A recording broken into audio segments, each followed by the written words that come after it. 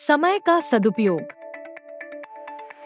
यह कहानी एक छोटे से गांव के एक छोटे से लड़के रोहन की है।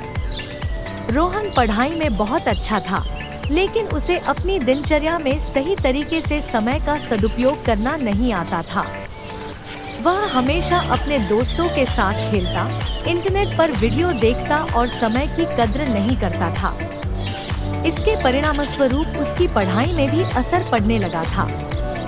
रोहन के माता पिता चिंतित थे, क्योंकि वह जानते थे कि अगर रोहन समय का सदुपयोग नहीं करेगा तो वह जीवन में सफलता हासिल नहीं कर पाएगा।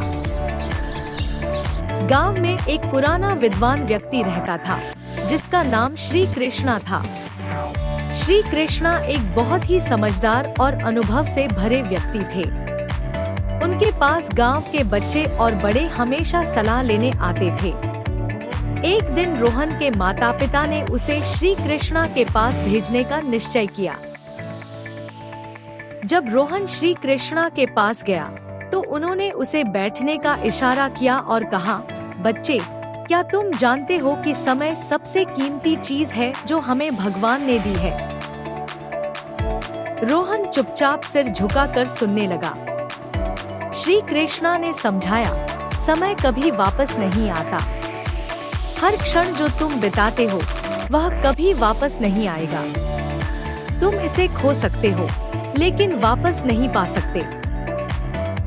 रोहन ने थोड़ी घबराहट से कहा, पर श्री कृष्णा, मैं चाहता हूँ कि मुझे समय का सही उपयोग करना सिखाया जाए, लेकिन मुझे खेलने और मजे करने का भी मन करता है।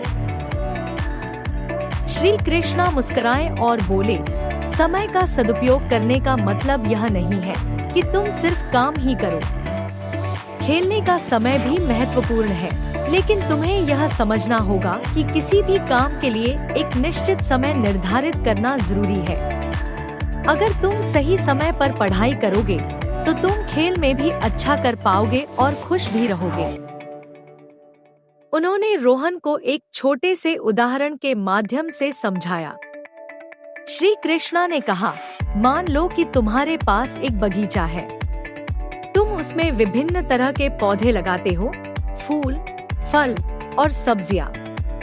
अगर तुम पौधों को समय पर पानी दो, समय पर उन्हें धूप मिले और सही देखभाल हो, तो वे अच्छे से बढ़ते हैं। लेकिन अगर तुम समय पर ध्यान नहीं दोगे तो वे मुरझा सकते हैं और फसल ठीक से नहीं होगी।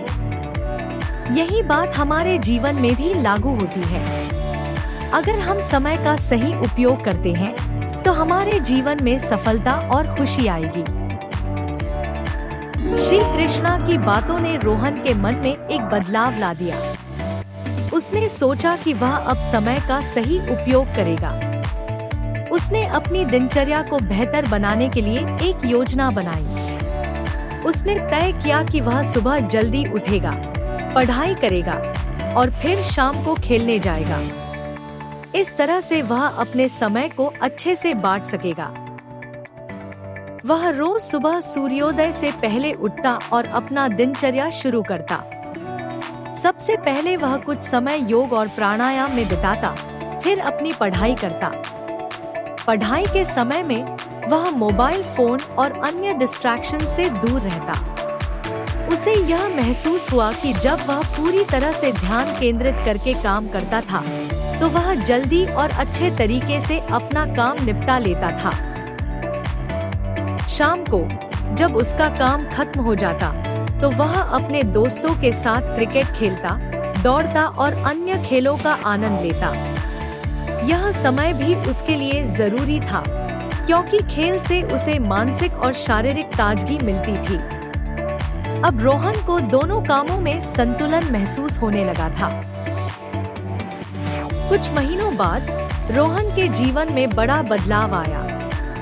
उसकी पढ़ाई में सुधार हुआ, उसके स्कोर बढ़े और उसे अपने प्रयासों का फल मिलने लगा।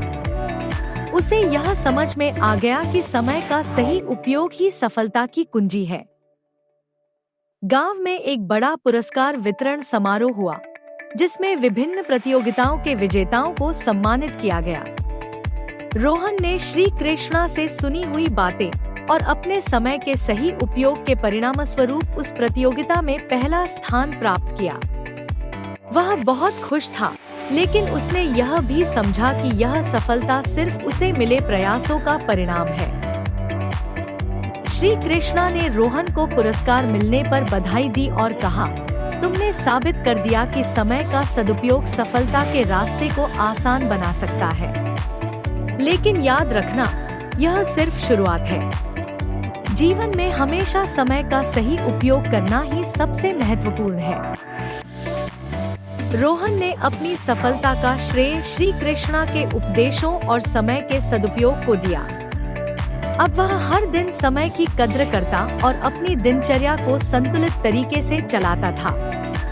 उसे यह महसूस हुआ कि समय एक बहुत बड़ी शक्ति है, जो अगर सही तरीके से उपयोग की जाए तो वह जीवन को शानदार बना सकती है।